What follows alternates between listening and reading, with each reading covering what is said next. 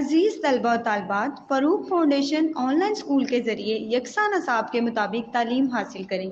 اگر ہماری ویڈیوز پسند آئیں تو چینل کو سبسکرائب کریں اور دوستوں کے ساتھ شیئر کریں اور بیل آئیکن کو لازمی دبائیں تاکہ آئندہ آنے والی تعلیمی ویڈیوز آپ حاصل کر سکیں۔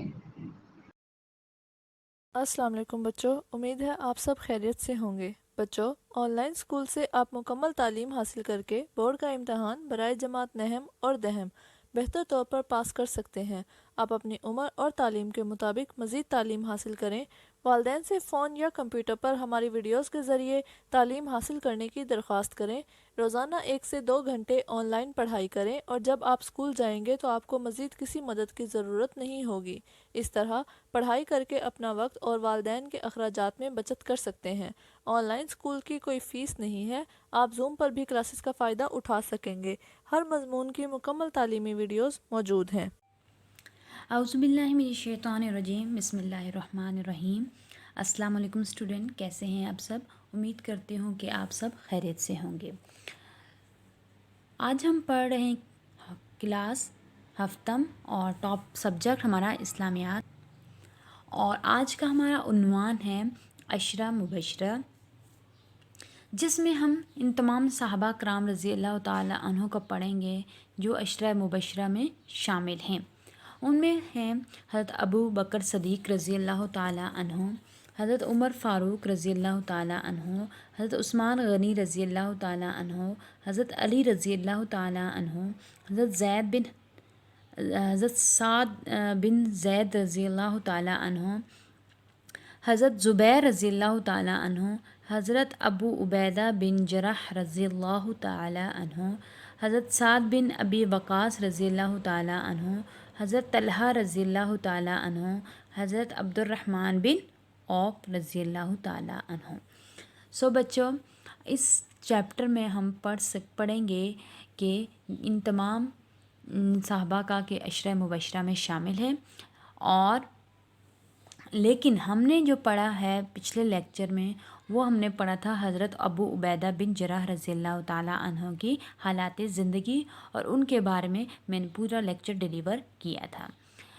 اور ابو عبیدہ بن جرح رضی اللہ تعالیٰ عنہ کی حالات زندگی پر ہم نے نظر ڈالی تھی، جس میں ہم نے پڑھا تھا تعارف، کہ ان کا کیا تعارف ہے، عہد نبوی میں خدمت اسلام، یعنی ان کی خدمات جو تھی اسلام کے لیے ان کو پڑھا تھا، اور اسی کی طرح دورہ خلافت راشدہ جو تھا ان میں کیا کیا خدمات تھیں ان کو پڑھا تھا، اور ساتھ ہی ساتھ صفات پڑھی تھی، اور آخر میں ان کی وفات کے بارے میں پڑھا تھا کہ کس سن ہجری میں ان کی وفات ہوئی اور کتنی عمر میں ہوئی، اور وہ کیسے اللہ تعالیٰ سے کس عمر میں جا کے ملے۔ سب سے پہلے بچوں میں آپ کو جو پچھلے لیکچر میں حضرت ابو عبیدہ بن جرح رضی اللہ تعالیٰ عنہ کے بارے میں پڑھایا تھا، اس کا کوئک ریویو دے دیتی ہوں جس سے آپ کو سمجھ آئے گی کہ ہم نے پچھلے لیکچر میں کیا پڑھا تھا، اور پھر آج کے لیکچر کی طرف ہم آتے ہیں۔ بچوں، ہم نے پڑھا تھا کہ حضرت ابو عبیدہ رضی اللہ تعالیٰ عنہ مکہ مکرمہ میں پیدا ہوئے تھے، اور ان کا اصل نام عامر بن عبداللہ تھا، لیکن آپ رضی اللہ تعالیٰ عنہ کو دربار رسالت سے بھی خطاب ملا تھا، اور آپ بے حد ذہین اور متقی اور پرہیزگار اور بہادر انسان تھے۔ اسی طرح بچوں، ہم نے ساتھ ساتھ عہد نبوی میں اسلام کی جو خدمات انہوں نے سر انجام دی اس کے بارے میں بھی پڑھا تھا۔ اس میں ہم نے پڑھا تھا کہ جب حضرت ابو عبیدہ رضی اللہ تعالیٰ عنہ مدینہ ہجرت کر کے مدینہ تشریف لائے، اور آپ رضی اللہ تعالیٰ عنہ بالکل ابتدائی زمانے میں ہی آپ کو اسلام کا شرف حاصل ہو گیا تھا، یعنی آپ نے اسلام کے لیے بہت سارے کام کیے، اسلام کی تبلیغ کے لیے، اسلام کو دور تک پھیلانے کے لیے بہت سارے خدمات سر انجام دیں۔ آپ رضی اللہ تعالیٰ ان لوگوں میں شامل ہیں جنہوں نے حضور صلی اللہ علیہ وسلم کے حکم سے حبشہ کی طرف ہجرت بھی کی تھی، اور اسی طرح آپ رضی اللہ تعالیٰ عنہ نے آپ صلی اللہ علیہ وسلم کے حکم سے مدینہ منورہ کی طرف بھی ہجرت کی، اور بے مثال خدمات اسلام کی وجہ سے حضور صلی اللہ علیہ وسلم نے جن صحابہ کو دنیا میں جنت کی بشارت دی تھی، آپ رضی اللہ تعالیٰ عنہ ان میں سے ایک صحابی تھے۔ جب مدینہ منورہ کی اسلامی ریاست قائم ہوئی تو حضرت ابو عبیدہ رضی اللہ تعالیٰ عنہ بھی ان اکابرین میں سے تھے جن کو ہر نوعیت کا کام سونپا جا سکتا تھا۔ اسی طرح بچوں، حضرت ابو عبیدہ رضی اللہ تعالیٰ عنہ غزوہ احزاب میں بھی اور مختلف جنگوں میں بھی آپ صلی اللہ علیہ وسلم کے ساتھ ساتھ رہے اور اپنا کام سر انجام دیا۔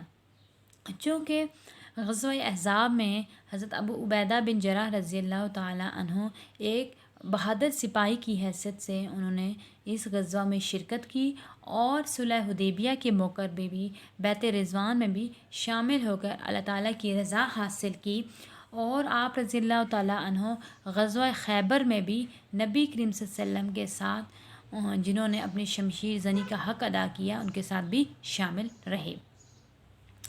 اسی طرح بچوں، سن 9 ہجری میں وفد نجران نے جب آپ رضی اللہ تعالیٰ عنہ کے لیے آپ صلی اللہ علیہ وسلم کو مطالبہ کیا گیا کہ اپنے اس مشن پر ایک ایسا شخص کو مامور کیا جائے جسے امین شخص کہتے ہیں، تو آپ رضی اللہ تعالیٰ عنہ کو مقرر فرمایا، اور تب آپ صلی اللہ علیہ وسلم نے حضرت عبیدہ رضی اللہ تعالیٰ عنہ کو اس مشن پر مامور کرتے ہوئے فرمایا کہ ہر امت کا ایک امین ہوتا ہے، اور میری امت کا امین جو ہے وہ حضرت ابو عبیدہ رضی اللہ تعالیٰ عنہ ہیں۔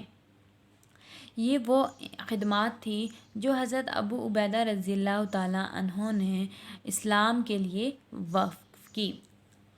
اسی طرح بچوں، اب ہم حضرت ابو عبیدہ رضی اللہ تعالیٰ عنہ نے دور خلافت راشدہ میں بھی بہت سارے خدمات سر انجام دیں، اور حضرت ابو عبیدہ رضی اللہ تعالیٰ عنہ کو اپنے عظمت، کردار، زہد و تقویٰ اور صلاحیت کی وجہ سے اہل مدینہ میں بہت اثر و رسوخ حاصل تھا، اور حضرت آپ رضی اللہ کی تجوید و تائید سے حضرت ابو بکر خلیفہ بنے، اور حضرت عمر رضی اللہ تعالیٰ عنہ کو آپ پر اس قدر اعتماد تھا کہ جب خلیفہ کے لیے تلاش شروع ہوئی تو انہوں نے فرمایا کہ اگر ابو عبیدہ آج زندہ ہوتے تو انہیں خلیفہ کا بنایا جاتا، کیونکہ انہیں ہر امت کا ایک امین ہوتا ہے، اور حضرت ابو عبیدہ رضی اللہ تعالیٰ عنہ بھی میری امت کا امین ہے، جو کہ آپ صلی اللہ علیہ وسلم نے فرمایا تھا۔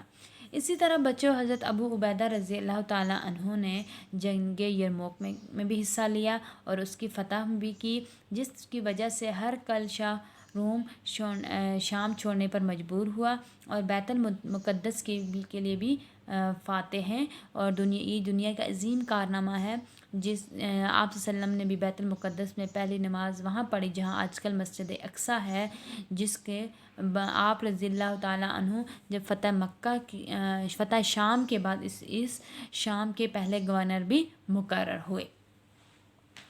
اسی طرح بچوں، ہم نے آگے پڑھا تھا صفات، یعنی کہ فتح شام اور فتح بیت المقدس کی سادگی کا اس بات سے اندازہ لگایا جا سکتا ہے کہ جب حضرت عمر رضی اللہ تعالیٰ عنہ کو بیت المقدس تشریف لائے تو آپ رضی اللہ تعالیٰ عنہ نے فرمائش کی، آپ صلی اللہ علیہ وسلم نے فرمائش کی کہ حضرت عبیدہ رضی اللہ تعالیٰ عنہ سے فرمائش کر کے ان کے ہاں کھانا کھانے کے لیے گئے، تو وہاں کیا دیکھتے ہیں کہ وہ سوکھے روٹی کے ساتھ چند ٹکڑوں کے ساتھ کو پانی میں بھگو کر کھا رہے ہیں۔ یہ ان کی سادگی کا عالم تھا کہ انہوں نے کس طرح سے اپنی زندگی کو سادہ اور مختصر گزارا۔ پھر اسی طرح سن بچوں 18 ہجری میں مسلمانوں کے لشکر میں ایک وبا پھیل گئی، اور اس وبا نے بہت سارے مسلمانوں کی جان لے لی۔ اس وقت یہ وبا جو تھی بہت تیزی سے پھیلی، اور اس کی سے بہت سارے لوگ متاثر ہونے لگے، اور جس سے حضرت ابو عبیدہ رضی اللہ تعالیٰ عنہ بھی متاثر ہوئے اور اس وبا کا شکار ہو گئے۔ اور اس وبا کی وجہ سے جب یہ پھیلی اور بہت تیزی سے پھیلی تو حضرت عمر فاروق رضی اللہ تعالیٰ عنہ کو پتہ چلا اور انہوں نے حضرت ابو عبیدہ رضی اللہ تعالیٰ عنہ کو مدینہ بلانے کی فرمائش کی کہ آپ مدینہ آ جائیں، لیکن حضرت ابو عبیدہ رضی اللہ تعالیٰ عنہ نے فرمایا میں مسلمانوں کی فوج میں ہوں اور میرا دل بھی ان سے جدا ہونے کو نہیں چاہتا۔ اسی طرح وہ 88 برس کی عمر میں اپنے مالک حقیقی سے جا ملے۔ یہ تھی بچوں حضرت ابو بن جراح رضی اللہ تعالیٰ عنہ کے حالات زندگی کے بارے میں نے آپ کو مختصر طور پر بتایا ہے جو ہم نے پچھلے لیکچر میں پڑھا تھا۔ اب ہم پڑھنے جا رہے ہیں نیکسٹ لیکچر جو ہے حضرت سعد بن ابی وقاص رضی اللہ تعالیٰ عنہ کی حالات زندگی کے بارے میں۔ ٹھیک ہے بچوں، اب ہم حضرت سعد بن ابی وقاص کے بارے میں پڑھتے ہیں کہ ان کا تعارف کیا ہے، ان کی خدمات کیا ہیں، ان کی وفات کے بارے میں بھی ہم اسی طرح پڑھیں گے۔ حضرت سعد بن ابی وقاص رضی اللہ تعالیٰ عنہ مکہ مکرمہ میں پیدا ہوئے۔ ان کے والد کا نام مالک بن تھا اور ان کے نے اسلام کی اشاعت کے لیے بہت سارا کام سر انجام دیا، اور سعد بن ابی وقاص رضی اللہ تعالیٰ عنہ نے بہت ہی کم عمر 17 یا 19 سال کی عمر میں حضرت ابو بکر صدیق رضی اللہ تعالیٰ عنہ کی دعوت پر مسلمان ہوئے۔ اسی طرح انہوں نے مختلف مواقع پر اسلام کی خدمات سر انجام دی، اور اسی طرح بچوں حضرت سعد بن ابی وقاص نے تمام غزوات اور تمام جنگوں میں بھی حصہ لیا، اور حضرت سعد بن ابی وقاص کو اسلام کے پہلے تیر انداز ہونے کا بھی اعزاز حاصل ہے، اور جتنی بھی جنگیں ہوئیں، جتنے بھی غزوات تھے وہ آپ رضی اللہ تعالیٰ عنہ آپ صلی اللہ علیہ وسلم کے شانہ بشانہ ہوتے۔ جنگ شروع جیسے کوئی بھی جنگ ہوتی تو اس میں وہ آپ صلی اللہ علیہ وسلم کے ساتھ ہوتے۔ اسی طرح بچوں سعد بن ابی وقاص نے غزوہ خندق میں بھی بہادری کے جوہر دکھائے، اور صلح حدیبیہ کے موقع پر بھی بیعت رضوان میں شریک ہوئے۔ فتح مکہ کے موقع پر بھی حضور صلی اللہ علیہ وسلم نے 3 صحابہ کو علمدار مقرر کیا، ان میں سے حضرت سعد بن ابی وقاص رضی اللہ تعالیٰ عنہ بھی تھے۔ غزوہ حنین میں آپ رضی اللہ تعالیٰ عنہ کا اعزاز یہ تھا کہ خطرناک ترین حالات میں آپ رضی اللہ تعالیٰ عنہ کو رسول صلی اللہ علیہ وسلم کی حفاظت کی ذمہ داری بھی سونپی گئی۔ اور اسی طرح بچوں جب انہوں نے خدمات سر انجام دی اسلام کے حوالے سے، تو انہوں نے اسلام کے لیے بہت سارا کام کیا، اسلام کا دور دور تک پیغام پہنچایا، تبلیغ کی، اسلام کی روشنی پھیلائی، اور اسی طرح خلفائے راشدین کا جو خلافت راشدہ تھا اس میں بھی آپ رضی اللہ تعالیٰ عنہ کی خدمات آگے بھی تھی، اور آپ رضی اللہ تعالیٰ عنہ حضرت ابو بکر صدیق رضی اللہ تعالیٰ عنہ کے ہاتھ پر بیعت کرنے میں پہل کرنے والوں میں سے تھے، اور انتظامی صلاحیت کے وجہ سے آپ نے بنو حوازن کا عامل مقرر کیا، اور ایران کی فتح آپ رضی اللہ تعالیٰ عنہ کی زندگی کا ایک بہت بڑا عظیم کارنامہ بھی تھا کہ انہوں نے ایران کی فتح میں اپنا حصہ ڈالا۔ اور جب ایک قادسیہ کی جنگ طویل ترین اور فیصلہ کن تھی تو اس وقت حضرت سعد بن ابی وقاص رضی اللہ تعالیٰ عنہ 3 روز کی اس جنگ میں آپ رضی اللہ تعالیٰ عنہ نے شجاعت اور بہادری کے ایک بہترین ریکارڈ قائم کیے، اور آپ رضی اللہ تعالیٰ عنہ نے جنگی چالوں میں دشمن کو مات دی اور کسرۂ عظیم فوج کو شکست دی۔ اسی طرح بچوں حضرت سعد بن ابی وقاص رضی اللہ تعالیٰ عنہ ایران کے پہلے امیر بھی تھے۔ آپ رضی اللہ نے کچھ عرصہ تک مدائن کو اپنا مرکز حکومت بنایا، اور پھر 17 ہجری کو کوفہ کا شہر بسایا۔ آپ کے دور امارت میں بے شمار مدرسے، مکتب، مساجد، پل اور نہریں بھی بنائی گئیں، یعنی کہ انہوں نے بہت سارے مدرسے اور مکتب اور مساجد تعمیر کروائیں جہاں سے اسلام کی اشاعت ہو سکے، جہاں سے اسلام کی تبلیغ ہو سکے اور اسلام دور دور تک پھیل سکے۔ یہ وہ تمام چیزیں تھیں جو حضرت سعد بن ابی وقاص رضی اللہ تعالیٰ عنہ کی زندگی میں ہوئی، اور انہوں نے یہ تمام خدمات سر انجام دی۔ اسی طرح بچوں حضرت سعد بن ابی وقاص رضی اللہ تعالیٰ کا انتقال جو ہوا تھا وہ مدینہ منورہ میں ہوا تھا، اور ان کا جنازہ بھی مدینہ منورہ لایا گیا، اور ان کی نماز جنازہ بھی یہیں ادا کی گئی، یعنی کہ جنت البقیع میں ان کو तदफीन किया गया, जहाँ पे हज़रत आयशा बिन सदीक़ा रज़ी अल्लाह ताला अन्हा की भी कब्र जन्नतुल बकी में है। इसी तरह हज़रत अबू साद बिन अबी वक़ास रज़ी अल्लाह ताला अन्हु को भी जन्नतुल बकी में तदफीन किया गया। और इनका इंतकाल जो हुआ था बच्चों वो मदीना मुनव्वरा में हुआ था।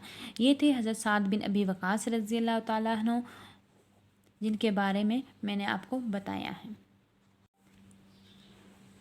ओके बच्चों, अब हम चलते हैं इस एक्सरसाइज की तरफ, जिसका पहले मैंने आपको हज़रत अबू उबैदा रज़ी अल्लाह ताला अन्हु के बारे में रिव्यू दिया, और इसके बाद हज़रत साद बिन अबी वक़ास रज़ी अल्लाह ताला अन्हु के बारे में बताया। ये वो दो सहाबा थे बच्चों जो अशरा मुबशरा में शामिल हैं।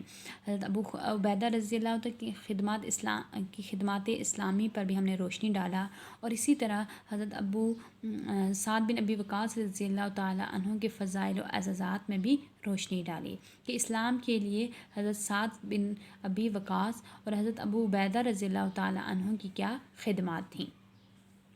ओके बच्चों, अब हम इसकी एक्सरसाइज की तरफ चलते हैं और इसकी एक्सरसाइज करते हैं। एक्सरसाइज करने से पहले आप लोग अपने पास एक पेंसिल रख लें, जो हमारा टिक का निशान होगा, दुरुस्त निशान हो और आंसर होगा, उस पर आपने टिक लगाना है। तो सबसे पहला है सवाल नंबर 1, दुरुस्त जवाब का इंतखाब करें। जो दुरुस्त जवाब होगा उस पर आपने टिक करना है। सो बच्चों, पहला है हज़रत अबू उबैदा रज़ी अल्लाह ताला अन्हु का असल नाम था। हमने पढ़ा था कि हज़रत अबू उबैदा रज़ी अल्लाह ताला अन्हु का असल नाम क्या था।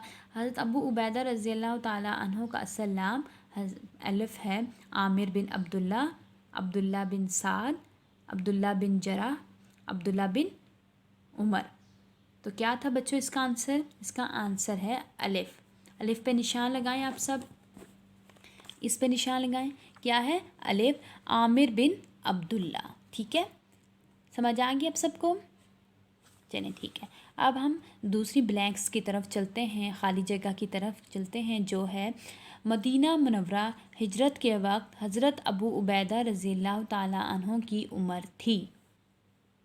अलिफ 30 साल, बे 40 साल, जीम 50 साल, दाल 55 साल। तो बच्चों, हज़रत अबू उबैदा रज़ी अल्लाह ताला अन्हु की कितनी उम्र थी मदीना मुनव्वरा हिजरत के वक्त? 40 साल।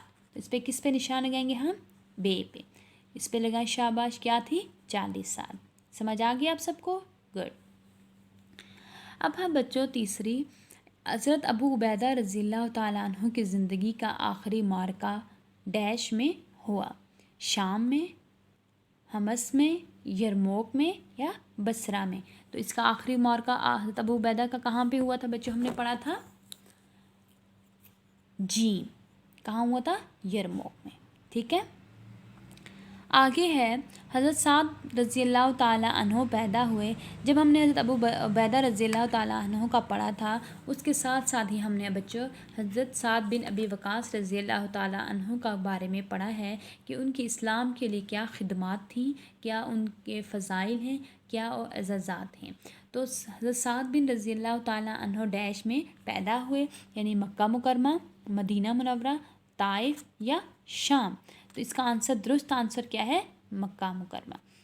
यानी कि हज़रत साद रज़ी अल्लाह ताला अन्हु मक्का मुकरमा में पैदा हुए। तो इसका दुरुस्त आंसर क्या है? अलिफ, यानी कि मक्का मुकरमा। इस पे टिक लगाएं शाबाश सारे बच्चे, मक्का मुकरमा पे। गुड। नेक्स्ट वन इज़ ग़ज़वा बदर वाक़या हुआ। अब ग़ज़वा बदर कब वाक़या हुआ था? अलिफ 1 हिजरी, बे 2 हिजरी, जीम 3 हिजरी, दाल 4 हिजरी। तो इसका आंसर है 2 हिजरी, यानी ग़ज़वा बदर वाक़या हुआ था 2 हिजरी को। ओके बच्चों, बे पे आप टिक का निशान लगाएं कि ग़ज़वा बदर जो था वो 2 हिजरी को वाक़या हुआ था, यानी कि पेश हुआ था, पेश आया था। अब बच्चों अगला ब्लैंक है, हज़रत साद बिन अबी वक़ास रज़ी अल्लाह ताला अन्हु का इंतकाल हुआ है डैश में, यानी कि किस में? 47 हिजरी में, 55 हिजरी में, 50 हिजरी में या 60 हिजरी में। تو بچوں ہم نے کیا پڑھا تھا کہ حضرت سعد بن ابی وقاص کا انتقال ہوا تھا ڈیش ہجری میں، کون سی ہجری میں؟ 55 ہجری میں. ٹھیک ہے، جیم پہ ٹک کا نشان لگائیں اور یہ اس کا درست آنسر ہے. ٹھیک ہے بچوں، آپ کو سمجھ آ گئی ہے کہ ہم نے حضرت ابو عبیدہ رضی اللہ تعالیٰ عنہ کی شخصیت کا بھی مختصر تعارف کیا کہ ان کی کب وفات ہوئی، کب پیدائش ہوئی اور ان کا کیا تعارف ہے. اسی طرح دونوں صحابہ کے بارے میں ہم نے ان کی اسلام کی پوائنٹ آف ویو سے کیا خدمات تھی، انہوں نے اسلام کے لیے کیا کیا سر انجام دیے. بچوں آپ نے اب ایسا، یہ ہمارا آج چیپٹر کمپلیٹ ہو گیا ہے جس میں ہم نے حضرت ابو عبیدہ کو بھی ڈسکس کیا، حضرت سعد بن ابی وقاص کو بھی ڈسکس کیا، ان کی اسلام خدمات اسلامی پر بھی روشنی ڈالی، اور اسی طرح ہم نے اس کی ایکسرسائز بھی آج کمپلیٹ کر لی ہے. اب آپ نے حضرت ابو عبیدہ اور حضرت سعد بن ابی وقاص رضی اللہ تعالیٰ عنہ میں سے کسی ایک ایسی شخصیت پر اپنے کلاس میں کسی بچے سے یا اپنے گھر میں کسی بچے کے ساتھ گفتگو کرنی ہے اور ان کی اوصاف بیان کرنی ہیں کہ ہمارے صحابہ کے کیا زندگی میں کارنامے ہیں اور انہوں نے کس طرح سے اسلام کی اشاعت میں اپنا کردار ادا کیا. ٹھیک ہے بچوں، تو آپ اپنے گھر میں اپنے سے چھوٹے بچوں کو بتائیں کہ ہمارے صحابیات نے، ہمارے صحابہ کرام نے کس طرح مشکل وقت میں آپ صلی اللہ علیہ وسلم کا ساتھ دیا اور اسلام کی خدمت کی اور اسلام کو دور دور تک پھیلایا، اسلام کی تبلیغ کی. ٹھیک ہے بچوں، یہ تھا ہمارا آج کا ٹاپک اور آج کا لیکچر. انشاءاللہ تعالی ہم نیکسٹ لیکچر میں نیکسٹ ٹاپک پڑھیں گے. تب تک آپ نے اس کا بہت اچھے سے پڑھنا ہے، اس کو ڈسکس کرنا ہے، اور اس کو نہ صرف ڈسکس کرنا ہے بلکہ ہمیں اپنے صحابہ کرام کے نقش قدم پر چل کر اپنی زندگیوں کو گزارنا چاہیے اور ان کی آپ صلی اللہ علیہ وسلم کی سنت پر عمل کر کے زندگی گزارنی چاہیے اور اللہ اور اس کے رسول کی رضا حاصل کرنی چاہیے، اللہ اور اس کے رسول کی خوشنودی حاصل کرنی چاہیے. سو بچوں، یہ تھے آج کا ٹاپک اور آج کی ایکسرسائز. انشاءاللہ ہم نیکسٹ لیکچر میں نیکسٹ ٹاپک کے ساتھ دوبارہ حاضر ہوں گے. تب تک آپ نے اپنا بہت سارا خیال رکھنا ہے اور دعاؤں میں یاد رکھیے گا اپنا. اللہ حافظ.